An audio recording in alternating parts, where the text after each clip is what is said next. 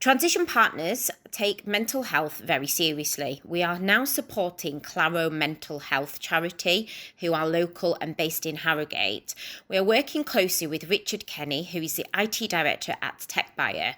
Claro operates as a commercial workshop making goods for businesses which enable those with long-term mental health conditions to function in a voluntary real work environment. We would love it if you can join us in supporting this amazing cause and charity and donate what you can. Any amount would be greatly appreciated. Thank you very much, and thanks to all our listeners.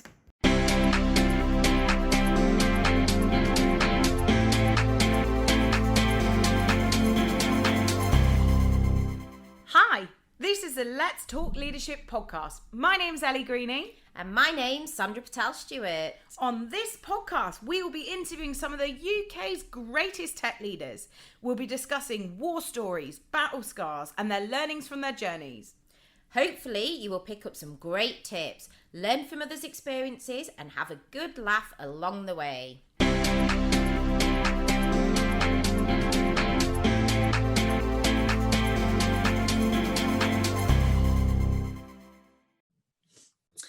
Hello and welcome to the Let's Talk Leadership podcast. So this week we've got Bontle Senne, who is the Executive Director of Transformation at Virgin Media. So Bontle is responsible for overseeing the execution, cross-divisional prioritisation and value assurance of all major transformation programmes at Virgin Media. Her career has progressed and flourished whilst working for the likes of T-Systems, McKinsey & Company and Deutsche Bank. She's also got a second career as a children's writer, blogger, speaker, and literary activist. And we cannot wait to hear about how you amalgamate the two careers and your success story today to got you to where you are. So hello, Bontle, how are you? Fantastic. It is very hot today, but besides that, I am alive and well. Very hot in London. Fantastic. And I'm Sandra Stewart. Nice to meet you. It's great to have you on the show. Elly's been telling me all about you this morning, so I'm really excited to hear more about your story. So I usually start off with a question around finding out a bit more about you, setting the scene with the listeners and the viewers. So if you could tell us all about where your career started, how it all started. And obviously you've got a number of second careers as well, so really need to hear all about that. So if you could just tell us more how it all began, and then just talk us through that journey of how you got to where you are today. I think the big theme and recurring theme in my career has been a set of mentors, coaches, and sponsors who really helped me get to everywhere I am, because even if I think the very beginning of my career was in publishing, and I was very excited to join publishing, but really thought it was going to be a thing that was not for me, because I desired to be able to, feed my family and put a roof over my head and those sort of fun things.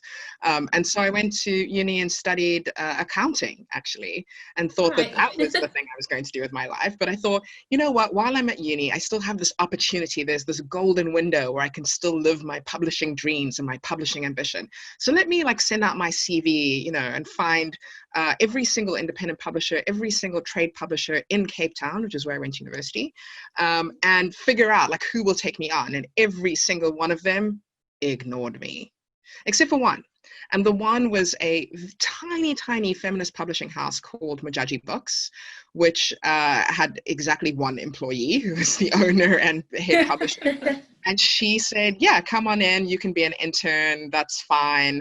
I will pay you a very small, embarrassing amount, which we'll never talk about again.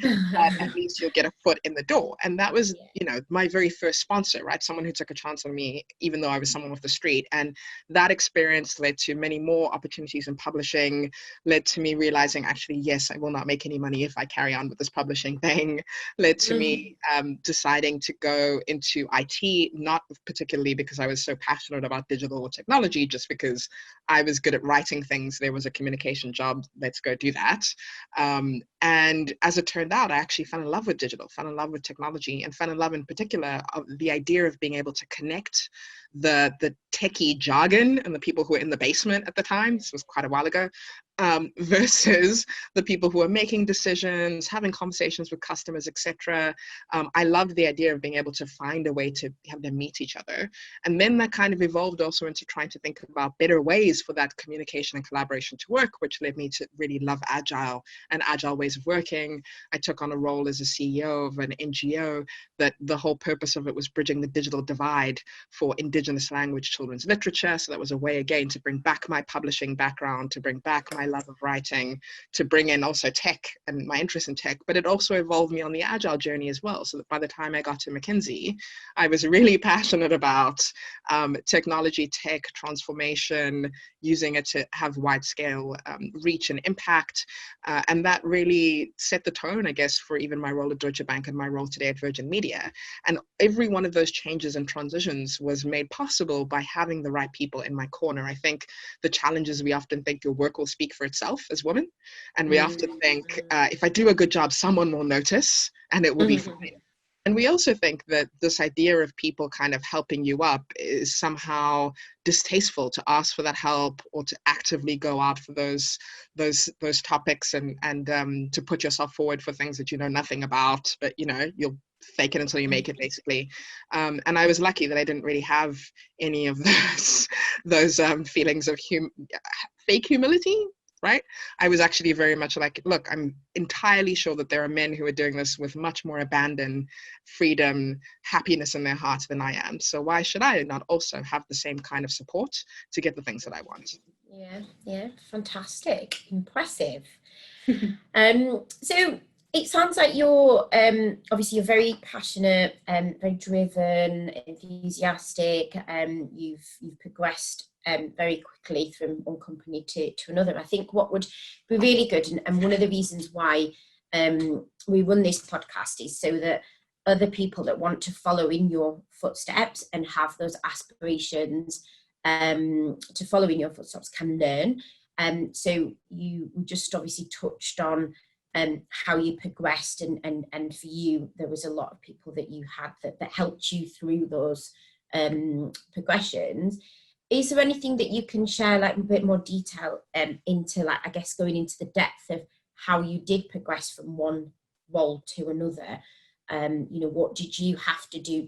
Did you feel like there was anything that you personally had to push and drive to be seen and heard more, and how did you do it? Any kind of tips and experiences that others could learn from? Yeah, I think, to be clear, right, while you have sponsors and mentors, it's your responsibility to find them and your responsibility to keep them, especially in the case of sponsors, right? I think there's a lot of research that suggests that women and men progress faster in organizations through having sponsors. And a sponsor is basically someone who will put their name and reputation on the line for you. But to get that sponsor, there's a couple of things that you need to do yourself. One is be clear on what you actually want that sponsor for. So having a really clear plan and outcome of what you're trying to get to. I don't have a 5-year plan, but I certainly know where I want to be in 12 months, right? That is a manageable time frame in my mind. So thinking about, in the next 12 months, what do I want to achieve?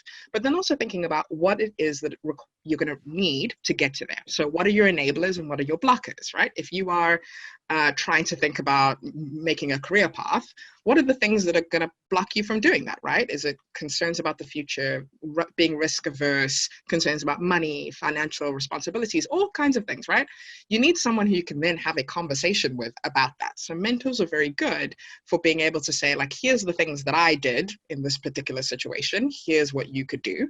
I also had a series of coaches who, it's not so much about getting their advice. A coach is much more around you. They ask you questions that you answer your own question, basically. It's like, oh, what great advice I gave myself. But sometimes, especially when you don't have full clarity on the 10-year roadmap. It's really good to have someone who will ask a couple of powerful and pointed questions to get you to really think one level deeper about even that 12-month roadmap, right?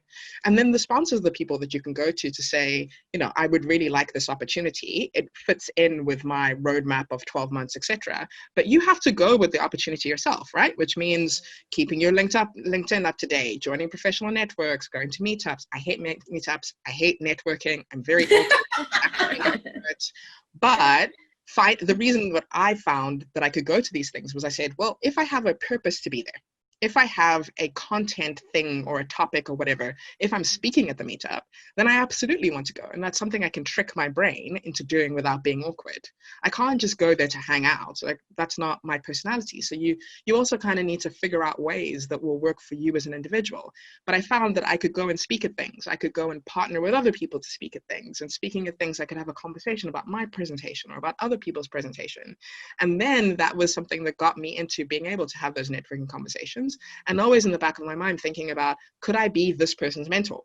Could they be my mentor? Could I be this person's sponsor? Could they be my sponsor? So again, being very outcome focused and very outcome driven, I'm an incredibly strategic person when it comes to my career. And I think not everybody is like that. And that's also cool. You've got to figure out your own, again, it's about your own style or whatever. But I certainly didn't always get positive feedback about how strategic I was. Some people thought, just go with the flow, it'll be fine. Why are you so uptight about these things and you must have your sponsors? But it worked out for me because, again, you have to have that plan of where you're trying to go to. You have to understand your enablers and blockers to getting there. You have to have an action plan and then people who can support you in that action plan. That would be my practical tips. It's about, and obviously clearly you haven't, it's about also asking the questions and putting yourself out there. Because like you said, I think you said right at the start, it isn't going to just be given to you or be like, you have to push and drive and be asking questions like, well, what can I do? What do I need to do to get to there? And I think it's also the clarity of understanding the gap between where you are and where you want to be. Because a lot of the people that come to me for mentoring or sponsorship, etc., they come to me and go, help me get there. I go, okay, well, what do you need to do? What are your development goals? Like, what are you bad at? What do you hate doing? Tell me these things and I can actually help you. But the level of self-awareness to be able to say, maybe I actually don't have all the skills that I need right now to go and have Bill Gates as my mentor. Maybe I need to build a little bit more credibility. Maybe I need to do some more groundwork, some more homework, right? Before I can get to that point. Just that understanding of the gap. That's what's important. Yeah. Fantastic. Brilliant. So tell us more, let's talk about your leadership style. Let's go into a bit more detail about how you feel as what's made you a successful leader, and how your teams would describe you as well. How my teams would describe me. Let's not talk about that. The way that they've varied across the years. We all learn, don't we? We all live and learn our lessons. Well, yeah, that's true. There were some times which I was really a terrible leader, right? I am introverted. I'm not really an extroverted personality. I'm competent in social interactions, but being an introvert meant that I was very drained by having to spend large portions of time telling people what to do and trying to manage in the traditional sense. So I abandoned that way of management because it didn't work for me. What I found was I wanted to be a collaborative leader. And I didn't want to be a collaborative leader in the sense that I will tell you something and then we'll work on it together, but really you're just showing me some work that you did and I'm saying yes or no. I wanted to actually get into the work. I wanted to make the PowerPoint pages. I wanted to look at the Excel folder. I really wanted to get into it at a much deeper level and be a member of the team, not just a manager of the team. And when I'm playing that manager role, have that be something I was doing only in the capacity and the idea of servant leadership. So how am I creating opportunities for the team? How am I resolving blockers for the team? How am I serving the team rather than them serving me and serving the things I want? That was very important to me as a leader. I think also being a coach leader is very important to me. So being able to get people to think through things themselves and challenge them and empower them to take ownership for those outcomes, those deliverables, for answering those questions, because that's the way that they get better at their job. That's the way that they get closer to getting my job so that I can go do something else, is if they start to think in a different way. And also, just in many organizations, you don't have the right to really think about things. You have the right to think about it, but then ask your boss and do what they say, right? And the risk threshold is also very low. So if you make a mistake, it's a huge deal. And suddenly it's this thing where you're going to be up at night in the middle of the night 3 weeks later thinking about this terrible thing that you did that cost money and time and all of these things. And so that concept of psychological safety and the safety to make mistakes, and the safety to make mistakes for me too, where I can say, by the way, I was wrong in that particular instance, right? We should have gone with your approach, or we should have gone with your approach, or we should have done this in a more collaborative way. Let's pivot, let's do something else. To create that on the team, for me, coupled with a non-hierarchical nature, coupled with collaboration, coupled with everybody gets their hands dirty, has really worked for me. And I think Virgin Media has also been an interesting environment for me, because my boss at the moment, Philip Voland, he makes his own PowerPoint pages. He gets into the work. He wants to. He is the chief people and transformation officer, my direct boss, and he gets stuck into the work. And we're having conversations. He'll do anything and everything. He'll do anything. He doesn't. Yeah. He's in it, right? Exactly the same as I am. So it's been a really great experience having that from a manager for one of the first times, and then also having that for all my direct reports. We've created a really interesting feedback loop where we are creating something quite special for that transformation office. So fantastic. And that leads me perfectly onto my piece, really, because I'd love to know more. I know you were saying about that safe space, being able to make mistakes, learn from it and move forward. I'm sure over your career there's been a few hiccups over the way that have kept you up at night, and things that leading the transformation on the scale that you have is inevitable, isn't it? So I'd love to hear like one specific story that still makes you like, puts the hair stand up on its ends and makes you think, oh God, when that happened, but what you learned from it. So one story where something quite dramatic happened in your career, but obviously you learned a lot from it. Okay, buckle up. During my time at McKinsey, I once worked on a transformation program in a hospital in Johannesburg, a quite big hospital, and I worked specifically in the operating theatre, in the surgical department, right, and trying to do some digital transformation there. Now, it's a public hospital. It's massive. There are thousands of people that go through it every day. It's very poorly resourced and funded, just given the problems of public healthcare in South Africa. And I sat right in the office of the matron, basically sitting next to the matron of the whole ward, and on my little laptop, and trying to make things to semi-automate, I don't know, utilization schedules or dashboards or whatever I was doing. I can't even remember, it was years ago. But the point was, I just thought, this is useless, right? Why are we doing this project? Why am I here doing this? And at some point during the program, there was a shortage of linens. Now, I guess people understand linens a bit better than they did now than they did before, but it's basically PPEs, right? Like the stuff that you wear and the gloves on your shoes and the hat thing you wear and the face mask. And they had a shortage for a number of reasons. And so I decided that the best use of my time was going to be completely to go off the track of the project and independently fix this thing. Because I was like, this is the most important thing. I'm going to do it by myself. And I made all sorts of calls, did all sorts of things, to the point where it was like, okay, we're going to develop our own independent supply chain. We're going to get a set of washing machines in the basement so you can clean the linen yourself, so you don't have to send it off to the central laundry. We're going to fast track all of this and do, you know, all of these things. Long list of activities. And at the end, my manager was like, who did you involve in this from the team? Nobody. So I was working 18 hours a day, 19 hours a day, Wow, trying to do all of this stuff myself. I almost had a breakdown. And then about a week after I'd resolved these challenges, it happened again, because I didn't resolve anything. All I did was run off, because my own ego told me that I knew best and I knew how I was going to do this. And this was a waste of our time and a waste of, you know, it was a pro bono study. So a waste of, you know, McKinsey pro bono thing. We should go and fix these things. But I didn't understand the systematic challenges that were underneath those. And the fact that I can fix these service level things and feel really good about myself and, oh, I'm helping the hospital. But actually, I didn't involve anyone really in the hospital leadership. I didn't involve the people involved. I came up with a solution for them. I implemented it through escalations and trying to push things through. I did everything wrong, right? For the right reasons, but the whole thing was wrong. And at the end of it, it was really awkward because the matron, I remember so clearly, they'd done an extreme makeover, a different team had done an extreme makeover in the pharmacy where they'd like completely cleaned it out. It was so beautiful. We spent a Saturday, we cleaned it all. It was fantastic.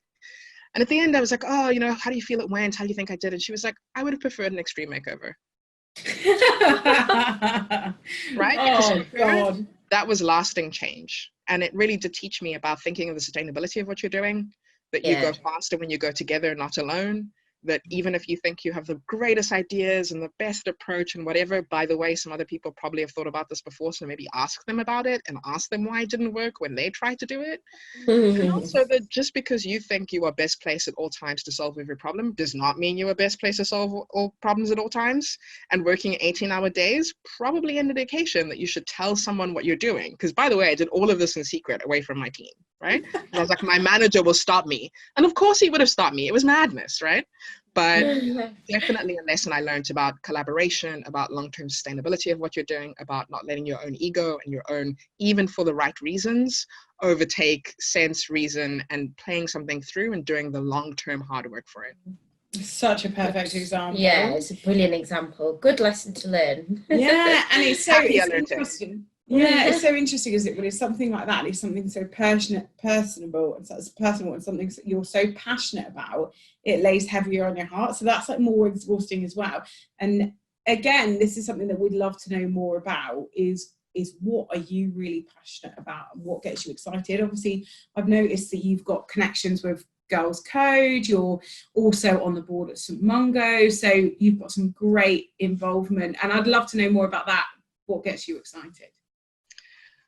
So I absolutely love being able to volunteer my time where my technical capabilities get to benefit something that's for social good. So having worked in the NGO sector, I also realized that was not for me, because to be honest, I would stay up all night, days on end, just crazy life things, trying to solve these problems, not realizing that I'm not making much of a dent in them by burning myself out. So I realized that I'm never going to work full time in the NGO sector again. It's not good for me personally. But what I can do is volunteer time and energy to causes that I care very much about. Homelessness is absolutely one. And I think St. Mungo's is an amazing organization, especially because being in an NGO and a small one, you learn the value of like real corporate competencies like governance, like processes and financial management. And it's really boring stuff, but at least for me. But I love being involved in NGOs that have gotten those basics right, because it means they can then move on to innovation and digital transformation and all of these things that St. Mungo's is now looking forward to doing, right? Similarly with Girl Code, like I love that they're an organization that's passionate about advancing the agenda for women, essentially, and women being involved in tech, not even in big tech, just learning how to code and starting your own business, learning what agile means and using that in your job, right? But that for me, because I am a unashamed and very happy feminist, I started my career at a feminist publishing house. I have always been a feminist from when I was a child, basically. And I'm very passionate about being able to advance gender equality and being able to advance the position of women, the respect of women, giving opportunities to women. And so another one of my passions, of course, is around coaching and mentoring. I tend not to mentor men at all, which is a conscious decision that I've made, which is a very controversial decision, and which many people have challenged me on. But I do genuinely believe that it is much more difficult for women to find mentors in the world of work, especially in super corporate environments. When I worked in banking, even more so. I'm a woman of color as well, so there has to be an intersectionality that kind of goes into that. And so, you know, I'm always going to prioritize people of color, women, the queer community, in order to be able to give my time to those kind of causes. So I love those things. And at the core of it all, I'm really passionate about tech. I'm really passionate about also being able to infuse a social science and a human element to tech. Because I think where we've gone wrong with so much big technology is we've assumed many things about human psychology, about sociology, about politics that are not true in the real world. And we need to be able to inject a sense of realism, a sense of the real political, socioeconomic challenges in the world. And it requires more people that understand people to get involved in tech, to be interested in tech, for more people of color, more queer people, more women to get involved in tech and be part of those conversations so that we have more equitable and more ethical technical solutions. Fantastic. Brilliant. So that probably brings me quite nicely onto, obviously you're involved in Girls Code and St Mungo's, helping the homelessness, etc. Within those kind of areas and also tech, what and who are you inspired by? Oh, what a terrible question to ask. I am inspired most by young women doing things with zero budget, trying to hustle. And I think Girl Code is very much an organization started off by just some young woman who went, no one's given us permission to do this, right? But let's just try something. Let's just try and see how it goes. And I'm really inspired by Zindile, who is one of the founders of Girl Code, is exactly one of those personalities who just wants to try it out. She had a full-time job, but she decided to start this organization, and now it's growing to the point years later where she's able to kind of quit her day job and do this full-time and really focus on growing it. And that is the stuff that I admire most, is just young women in particular doing things with zero institutional backing or support, and just trying to create the right networks and relationships to make it work. Fantastic. Brilliant. And what involvement do you have in like tech communities, conferences? I know you said before that networking events and meetups and that sort of thing, not really your thing, but unless I'm speaking at them. Unless, yeah, and I think you've probably spoken at some in the past. It'd be good to let our listeners know and viewers, and if there are any recommendations for meetups, conferences, etc., that you've either been involved in, you spoke at, or have attended, that will be worth watching out for and following. Yeah, I mean, I tend to do one or two conferences every 1 or 2 months. So there's a lot, so I end up doing a lot of Get all this in. I don't sleep. I'm a vampire. It's fine. These long days. Do you even sleep? I'm trying to sleep more now. It's a development goal that I have around trying to. That's one of my development goals, is working less. My development goal is to sleep less. I love sleep. I'm like, yes, I too love sleep. I just don't do very much of it. But I speak at a lot of conferences. I think the thing that I've really enjoyed things like FinCode, which I did last year, which was really cool. I did Unicom's Agile Test DevOps thing a month ago or so, which was really fun. I did London Tech Leaders also a little bit ago, which was also quite fun. I enjoyed that. Is that the one you did with David, who came on? Yeah, David was involved, so that's how we got in touch. Yeah, amazing. It was really fun. I really enjoyed London Tech Leaders. And so, I quite enjoy doing panels, because you also kind of get different people's perspectives, etc. I like panels. It was interesting. The Unicom thing for me was a different one, also because now, of course, everything is remote. So having these kind of remote sessions, the part that I most enjoy about my talks is usually kind of getting questions from the audience and changing what I'm saying to match the audience's reaction and those kind of things. You don't really get that same level when you're doing it remotely. But I loved that Unicom kind of worked out a really great way to get questions in, and was using other apps and things and voting up and voting down. Like Slido is a really good example of an app that helps to do that. So I'm really enjoying doing conferences with conferences that are getting good at remote conferences at the moment. And I think anything, as long as you are in a community and learning about topics that you're really interested in. Because even the tech conferences I do are very different, right? Like London Tech Leaders is more about leadership and more about the big topics and the trends and whatever, where there's, if like something that's on DevOps and testing and is much more technical, and it's a much more technical crowd. So it's also interesting thinking about changing what you're saying depending on the audience that you're in. Yeah, basically. And it's a lot nice because you do the community-led stuff as well. So there's just so many different angles to the stuff you're involved in, which was when you were saying about the DevOps piece, I was thinking, you've got something really technical now, the leadership, you've kind of involving all of it, which is really fantastic. Amazing. You're involved in so many different aspects, like Sandra says, I don't know how you have time. I think the one thing that really set me free was I used to think that you could only do one thing. Because we kind of raised, I don't know how, like society kind of makes us go like, you're going to have a career, and you're going to do that thing, and you're going to have a family, and you're going to do that thing. But those are your two things. So do those things. And I was really set free, I think, by the moment I woke up to the reality that like I didn't have to do that. I could do whatever time and energy allowed me to do, right? So if I wanted to also be a writer, I could do that. If I wanted to continue to be a publisher, and I am still a minority, now I'm a minority owner of Majaji Books, right? So I can still do that. If I wanted to work with NGOs, I could do that. If I wanted to write books, I could do that. As long as I could find time and energy for that helps. But I think there's also something I learned about my own privilege. Because let's be honest, it's privilege that allows me to do those things. It was in the past, how I wrote books was the privilege of being a top tier consultant at the world's biggest and most prestigious consulting firm, which meant I was earning a salary that allowed me to pay for someone to clean my home.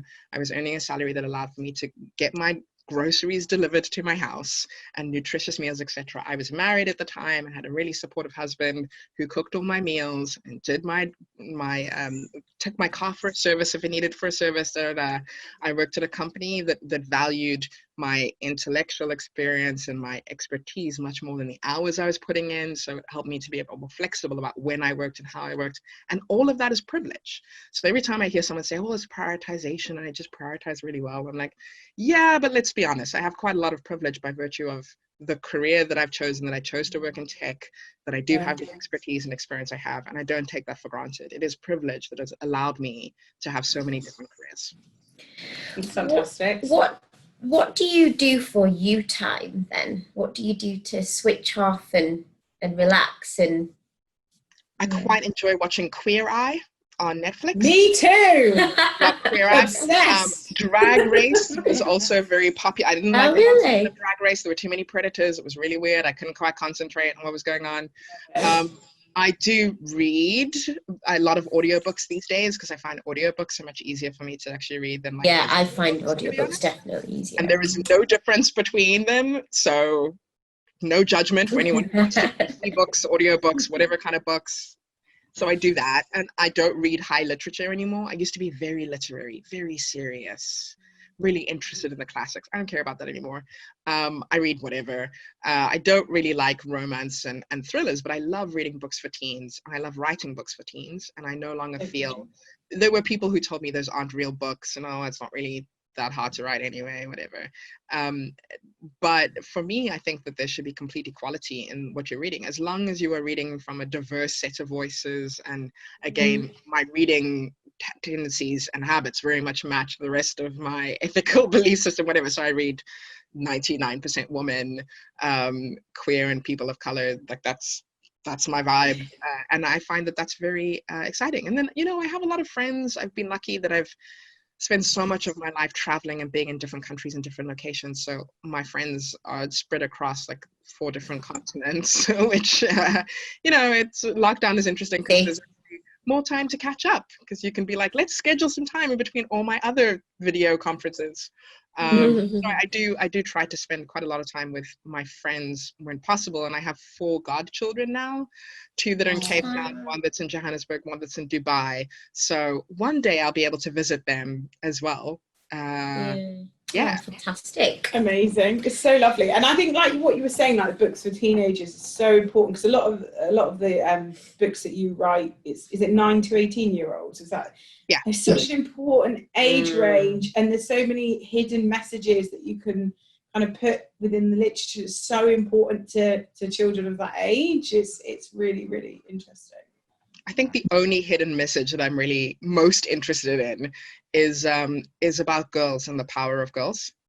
And I also love to write different kinds of girls, because I used to have a very performative feminism when I was younger. It was a sort of feminism that says, if you want to be a mom and your dream is to like paint your nails and go shopping, that's not really what you should be doing as a woman. Like, that's not furthering the feminist agenda. So what you need to do is actually get a career and do some things and whatever. And then I realized how performative and crap that was, and how that was very much driven by the patriarchy. And I went, nah, I'm going to write some girls who are completely vapid and superficial and only care about makeup and impressing boys, who have real intelligence, real depth, real interests, real power, still are heroes in the story, still are warriors. And to show that you can be an unlikable, unhelpful, not friendly, ugly girl and be a hero. You can be a beautiful, everyone's your friend, you're basically a celebrity in your local community and be a hero. You can be a completely shy bookworm, ultra religious, actual ghost, if I'm thinking of one particular character that I have. You literally can have it all. Yeah, exactly. You can have it. You can thing. be whatever kind of girl you want to be, and that is the one message that I'm interested in any of my stories and books. And still be awesome. So that's really cool. I'd love to finish the podcast by finding out. We started off by you talking about your plans. I guess you don't do 5 years, you do 12 months. But I'd love to know what the next sort of 12 months looks like to you and what you're really excited about.